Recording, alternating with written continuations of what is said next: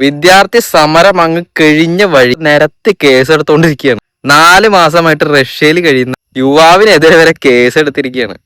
അവൻ ഈ സമരത്തിൽ യാതൊരു ബന്ധവുമില്ല. അതേപോലെ സോഷ്യൽ മീഡിയയിലാണ് ഈ ന്യൂസും സംഭവമൊക്കെ കണ്ടിട്ടുള്ളത്.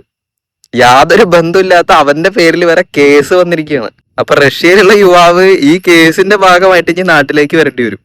ഈ എന്തൊരു അവസ്ഥയാണെന്ന് ആലോചിക്കണേ. ഒന്നും അറിയാത്തവരുടെ പേരിൽ വരെ കേസ് എന്ന് പറയുമ്പോ അവര് നിരത്തി പിടിച്ചോണ്ടിരിക്കുകയാണ് ഓരോന്നിനെയും. സമരം കഴിഞ്ഞതോടെ എല്ലാം അവസാനിച്ചു എന്നാണ് പലരും വിചാരിച്ചത്. ഇതൊക്കെ വെറും തുടക്കം മാത്രം. പോലീസുകാര് അങ്ങനെ വെറുതെ വിടാനൊന്നും പോകുന്നില്ല. സംഭവത്തില് സമരം നല്ല രീതിയിലൊക്കെ നടന്നിട്ടുണ്ടെങ്കിലും പൊതുമുതൽ നശിപ്പിക്കുന്ന രീതിയിൽ പലരും ഇതിന്റെ ഇടയിൽ കൂടെ കളിച്ചിട്ടുണ്ട്. അതെന്തായാലും തെറ്റ് തന്നെയാണ്. ചിലപ്പോ ഈ സമരത്തെ സപ്പോർട്ട് ചെയ്ത് നിന്നവരെന്നെ ആവണമെന്നില്ല.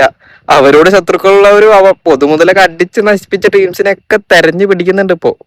എന്നാലും ഒന്നും അറിയാത്തവരൊക്കെ പേരിൽ കേസ് വരുമ്പോഴാണ് റഷ്യയിൽ കിടക്കണ അവൻ എങ്ങനെ ഈ കേസായിട്ട് ലിങ്കായി എന്നുള്ളതാണ് മനസ്സിലാവാത്തത്.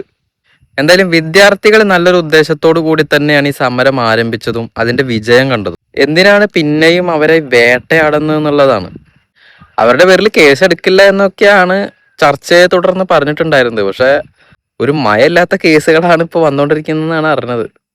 യൂണിഫോം ഇല്ലാതെയും യൂണിഫോമിലും വിദ്യാർത്ഥികളെ അടിച്ച് പഴംപൊരി ആക്കിയിട്ടുള്ള ഒരുപാട് പേരുണ്ട്. എടുക്കുമ്പോൾ അവരെ കൂടി ഒന്ന് നോട്ട് ചെയ്യുന്നത് നല്ലതായിരിക്കും.